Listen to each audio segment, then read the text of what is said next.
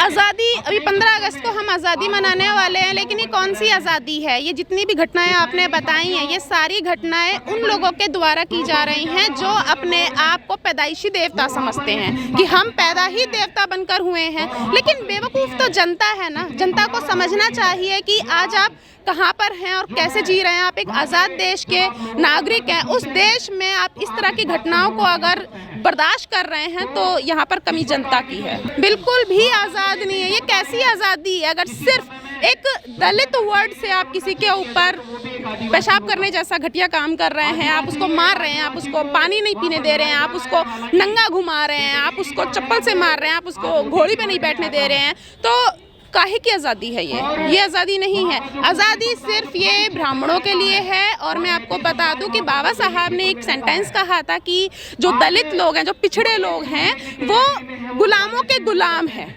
और जो देश की जो उस टाइम पे आज़ादी की लड़ाई जो लड़ी जा रही थी, ये लोग जो लड़ रहे थे, ब्राह्मण लोग जो लड़ रहे थे, ये अपनी आज़ादी के लिए लड़ रहे थे, देश की आज़ादी के लिए नहीं लड़ रहे थे। अगर देश की आज़ादी के लिए तो बाबा साहब ने लड़ाई लड़ी थी, उस देश की आज़ादी के लिए कि जिस देश में कितने भी समुदाय हैं, कितने भी धर्म के लोग हैं, कितने भी भाषाओं के लोग हैं, लेकिन सभी को एक तरह के अधिकार मिले। लेकिन ये लोग जो ब्राह्मण लोग हैं, जो ऐसी घटिया हरकतें करते हैं, ये वो लड़ाई नहीं लड़ रहे थे। ये सिर्फ अपनी लड़ाई लड़ रहे थे कि इन अंग्रेजों को इस देश से भगाओ ताकि हमारा साम्राज्य स्थापित हो सके और हम इन जो पिछड़े लोग हैं इनके ऊपर अत्याचार कर सके। लेकिन हमारे देश में महिलाओं की पूजा होती है, बेटियों की पूजा होती है, और सरकार भी नारा देती है बेटी बचाओ बेटी पढ़ाओ।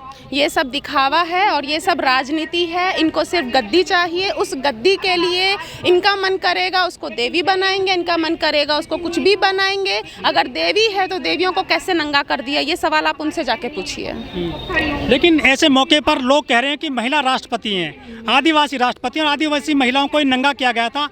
राष्ट्रपति महोदया मुंह नहीं खोल रही हैं इस मामले में। ये बहुत ही दुखद है और ये मुझे भी बहुत ज़्यादा इस बात का दुख लगा है कि जिस देश की राष्ट्रपति एक महिला है, उस देश में महिलाओं को नंगा किया जा रहा है। खास तौर पर उसी समाज की महिलाओं को जिस समाज की महिला एक राष्ट्रपति है। और फिर भी मैंने तो अभी तक उस राष्ट्रपति महिला के मुंह से एक शब्द उनके लिए नहीं सुना है।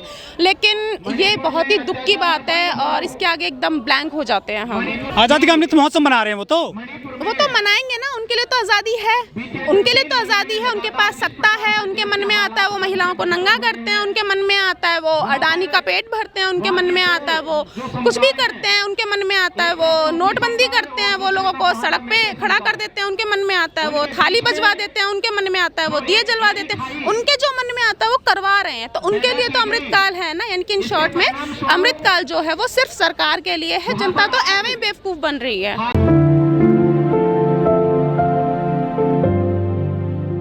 पूनम जी, दिल्ली के जंतर मंतर पर आज महिलाएं जो मणिपुर में चीरहरण हुआ है उसको लेकर आंदोलन कर रही हैं, क्या सोचती हैं चीरहरण को लेकर आप? इतना तो पता चल गया है कि इंडिया में एक औरत का जीवन कुछ है ही नहीं, औरत इंसान ही नहीं है। क्योंकि ऐसी घटना मैं पहली बार तो नहीं सुन रही हूँ। मैं जितना भी इतिहास देखती हूँ, जब भी कोई युद्ध होता है, जब भी कोई बैर होता है कुछ पुरुषों का दूसरे पुरुषों से, वहाँ महिलाओं को ही घसीटा जाता है और उनको मौका मिलता है महिलाओं को नंगा करने का। और यही हुआ है मणिपुर में। मणिपुर में मैं नहीं कह सकती कि जैसे कि हमारे देश की संस्कृति है, वहाँ पर कोई भी महिलाएं फ्रंट पर आती हैं। महिलाएं कभी भी फ्रंट पे नहीं होती, लेकिन नंगा करके फ्रंट पे महिलाओं को ही रखा जाता है। और ये घटना बताती है कि हमारे देश में, हमारे भारत देश में इंसानियत नाम की कोई चीज़ नहीं है। क्योंकि वो भी महिलाएं हैं और तुम्हें जन्म देने वाली भी महिलाएं हैं। इस धरती पर जितने भी ये मानव जाति है उसको जन्म देने वाली एक महिला ही होती है। और इन लोगों ने जो उन लोगों को नंगा करके जो घटिया काम किया, उसके बाद बिल्कुल शब्द ही नहीं है। हमारे देश में जो अंधविश्वास है, पाखंड है, वो चरम सीमा पर है। और जो हमारी सरकार है वो अंधविश्वास और पाखंड को फैलाने का बहुत महत्वपूर्ण काम करती है और इसीलिए ये सारी घटनाएं होती हैं। बात यहाँ पर सिर्फ मणिपुर, आदिवासी या राजस्थान या कहीं और की नहीं है। समस्या ये है कि यहाँ पर जो पाखंड और अंधविश्वास के चलते जो सत्ता मिली है जिन लोगों को, वो लोग क्या कर रहे हैं, वो लोग क्या चाहते हैं और वो लोग इस सत्ता को पाने के लिए किस हद तक गिर सकते हैं, वो कुछ भी कर सकते हैं। लेकिन सरकार नारा देती है कि देश में अमृतकाल चल रहा है। वो तो बोलेंगे ना, वो इसलिए बोलते हैं ये सारी चीजें क्योंकि उनको मालूम है देश की जनता मूर्ख है। उन्होंने जनता को अंधविश्वास दे दिया है, पाखंड दे दिया है, और ऐसे मीठे मीठे जो सेंटेंस होते हैं, अमृतकाल बहुत ही मीठा वर्ड लगता है, ऐसे मीठे मीठे शब्द बोलकर वो जनता को मूर्ख बनाने का काम करते हैं। लेकिन सही मायने में जनता के पास देखा जाए तो बेशक वो मूर्ख बना देते हैं। जनता के पास अपनी आंखें हैं, अपने कान हैं, वो देख सकते हैं कि क्या हो रहा है। अगर ये अमृतकाल है तो क्या अमृतकाल इसी को कहते हैं जिसमें महिलाओं को नंगा करके घुमाया जाए? क्या इसी को अमृतकाल कहते हैं? और कैसी आज़ादी चाहिए दलितों को? अब तो आदिवासी महिला राष्ट्रपति बन गई देश में, पहले दलित थे। देश में सिर्फ एक ही महिला तो नहीं है, और राष्ट्रपति होकर कौन सा बड़ा काम कर दिया? कौन सा बड़ा काम हो गया है एक महिला को राष्ट्रपति बनाकर? देखा नहीं था आपने कि हमने तो ऐसी फोटोएं देखी कि राष्ट्रपति को मंदिर के अंदर नहीं जाने दिया।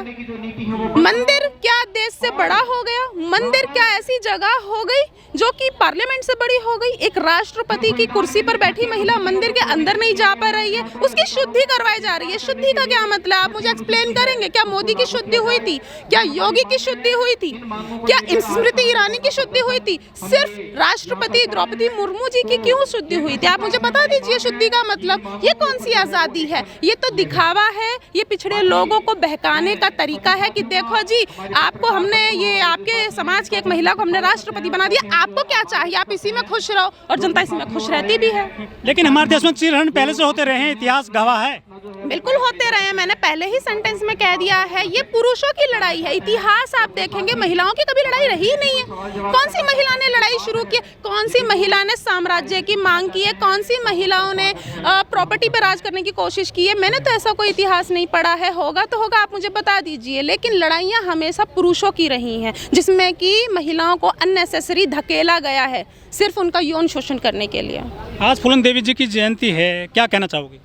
मैं ये कहना चाहूँगी कि फूलन देवी जी काफ़ी बहादुर महिला थी, और जिस देश में उन्होंने जन्म लिया उसकी उन्होंने भरपाई की थी। एक बेटी होने की भरपाई की थी भारत देश में। और एक, मुझे तो नहीं पता, इन जाति वातियों को मैं तो नहीं मानती, लेकिन जैसा सुनती हूँ एक छोटी जाति में उन्होंने जन्म लिया, उसकी भी भरपाई उन्होंने की, और उनके ऊपर काफ़ी अत्याचार हुए। लेकिन अच्छी चीज़ ये थी कि उन्होंने उन अत्याचारों को बर्दाश्त नहीं किया, और उन्होंने उन लोगों को सबक सिखाया। उन लोगों की हत्या करके, मैं हत्या करने का ये नहीं कह रही हूँ कि हत्या करना सही है, लेकिन एक महिला क्या करे, मैं क्या करे? आज आप देख रहे हैं ना कि फूलन देवी का मामला तो आई थिंक उन्होंने जब किया होगा आज से 25-30 साल पहले की बात हो गई है। लेकिन आज क्या हो रहा है मणिपुर में? जब महिलाओं को आप सरेआम नंगा करके घुमाएंगे, अगर वो महिला आपको गोली मार दें तो क्या वो महिला गलत है? वो महिला कभी भी गलत नहीं है। इसीलिए फूलन देवी जी का जो हमेशा सम्मान होता है कि उनके साथ जिन लोगों ने अत्याचार किया, उनको भी, उनके साथ भी ऐसी ही बहुत ही बुरी घटना हुई थी, मैं बोलना नहीं चाहती हूँ, जिसका उन्होंने सबक सिखाया कि मैं एक महिला हूँ तो मुझे कमज़ोर मत समझो, और देखो कि मैं क्या कर सकती हूँ। और ये सच है, महिलाएं अगर तुमसे दब रही हैं ना तो वो तुम्हारा सम्मान कर रही हैं। अगर महिलाओं ने अपनी ताकत दिखाना शुरू कर दिया तो इस देश में पुरुष बचेंगे नहीं, ये मैं कह रही हूँ। कुछ लोग कह रहे हैं कि महाभारत में भी तो चीरहरण हुआ था महिलाओं का, कोई नया थोड़ा है मणिपुर में, वहाँ पर भी पुरुषों ने किया था। लेकिन देखिए, चीरहरण शुरू से हो रहा है, लेकिन मैं यहाँ पर क्लियरली एक बात कहना चाहती हूँ, और इसके लिए मैं आपको धन्यवाद भी दूंगी कि आपने ये बात कहने का मुझे मौका दिया है। बात है बलात्कार की। इतिहास से लेकर अभी तक जब महिलाओं को नंगा किया जाता है, उनके ऊपर उनको ज़बरदस्ती नंगा करके घुमाया जाता है, या महिलाओं का बलात्कार किया जाता है, उसके पीछे एक लॉजिक मैं आपको समझाना चाहूँगी कि होता क्या है कि पुरुष महिलाओं पर कभी भी दया नहीं करता। पुरुष का मन करता है, वो उसका बलात्कार करता है, उसको नोचता है और उसको मार भी डालता है, उसको जिंदा जला भी देता है, उसको खाई में फेंक देता है। ऐसी अनगिनत घटनाएं आपने सुनी होंगी। लेकिन एक बात आप सोचें कि वहाँ पर महिलाएं मर कैसे जाती हैं, महिलाओं का यौन शोषण हो कैसे जाता है। यहाँ पर एक लॉजिक है, महिलाएं दया दिखाती हैं, महिलाएं दया दिखाती है कि नहीं, हम इस पुरुष को ना ही मारे तो सही है, क्योंकि हम तो इस देश की देवी हैं। लेकिन पुरुष ऐसा कभी नहीं सोचता। पुरुष देवी होना सबसे बड़ा गुनाह है। गुनाह है। मैं ये कह रही हूँ कि अरे कोई पुरुष आपके ऊपर चढ़ा हुआ है, आप क्या सोच के उसे बर्दाश्त कर रही हो? जो मणिपुर की जिन महिलाओं को घुमाया गया नंगा करके, वो महिलाएं अगर उनके ऊपर चोट करती, उनको मार डालती, चाहे वो ऐसा करते करते खुद मर जाती, हमें प्राउड होता। लेकिन फूलन देवी ने ऐसा बदला लिया था, उसको तो डाकू बता दिया गया था। बोलने दो ना उनको, तो डकैत बता, उसको डकैत बता। बोलेंगे। एक महिला की हिम्मत कैसे हुई ऐसा करने की? एक महिला ने 21 लोगों को मारा था शायद। ऐसे कैसे हिम्मत हो गई?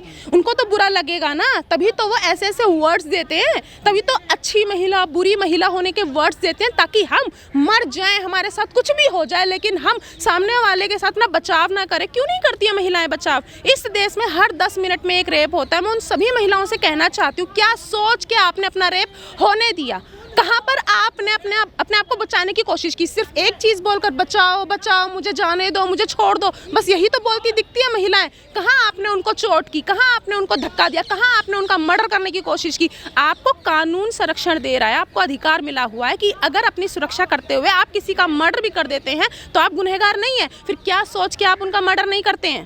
क्या सोच के नहीं करते? क्या आपको नहीं मालूम? आप टीवी देखते हैं और जैसे भी है आप एक महिला हैं, आपको ये समझना चाहिए अगर आपके ऊपर कोई किसी भी तरह से अटैक करता है तो आप अपना बचाव कैसे भी कर सकती हैं। अरे कहीं भी मार दीजिए, उसकी आंख पर मार दीजिए, उसकी नाक पर मार दीजिए। आप कभी एक इंसान की नाक पर घूंसा मार के देखिए, वो वहीं पे बदहवास हो जाएगा। आप क्यों नहीं कर रही हैं? आप क्यों बचाओ, मुझे जाने दो, मुझे छोड़ दो, मैं तुम्हारे आगे हाथ जोड़ती हूँ, इस तरह के शब्द क्यों बोलती हैं महिलाएं? क्यों नहीं अपना बचाव करती हैं? बहुत सारी ऐसी चीज़ें हैं। महिला बेचारी होती है ना देश में, यही तो प्रॉब्लम है, यही तो प्रॉब्लम है। पुरुषों ने बताया कि तुम बेचारी हो और महिलाओं ने मान लिया कि हम बेचारी हैं। क्यों मान लिया? मैं यहाँ पर फिर कह रही हूँ, जब रेप होता है पुरुष महिला पे दया नहीं करता, लेकिन महिला दया करते हुए पुरुष को बचा देती है।